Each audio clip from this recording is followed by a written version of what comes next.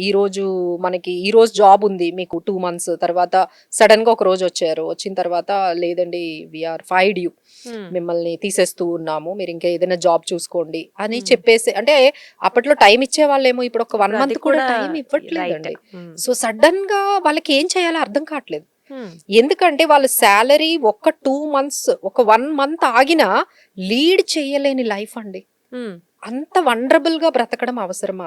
So, right. ఈ situation అనేది ఎవరికైనా రావచ్చు కదా! Is it common? Right. Sure. Anyone can face this problem right. Right? So, హ్మ్. ఎవరికైనా ఈ ప్రాబ్లమ్ అయితే వస్తుందండి. హ్మ్. ఏంటి మీకొక మంత్ సాలరీ ఆగిపోవచ్చు.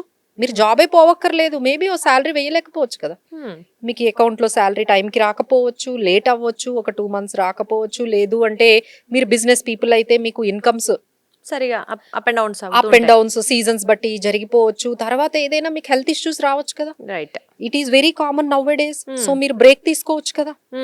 రైట్. సో, ఇలాంటి బ్రేక్స్ అనేవి అందరి లైఫ్‌లో జరుగుతూ ఉంటాయండి అన్‌సర్టెనిటీస్. హ్మ్. అప్పటికి, ఇప్పటికి తేడా ఏంటంటే అప్పట్లో ఇలాంటి అన్‌సర్టెనిటీస్ జరిగితే మిగతా ఫ్యామిలీ వాళ్ళందరూ వచ్చి హ్మ్. మీకు హెల్ప్ చేసేవాళ్ళు. హ్మ్. మీరు మళ్ళీ నార్మల్‌కొచ్చేంత వరకు మీకు ఫైనాన్షియల్‌గా గానీ, ఇంకెటువైట సపోర్ట్ గానీ అందరూ మీకిచ్చేవాళ్ళు. సో, మీరంతా గెట్ ఆన్ అయిపోయేవాళ్ళు. అందుకనే మీకప్పుడు ఆ ప్రొఫెషనల్స్ ఏమీ అవసరం లేదు. మనీ మేనేజ్‌మెంట్ కోసం ప్రొఫెషనల్స్‌కి వెళ్ళాల్సిన అవసరం వాళ్ళకి రాలేదు. హ్మ్.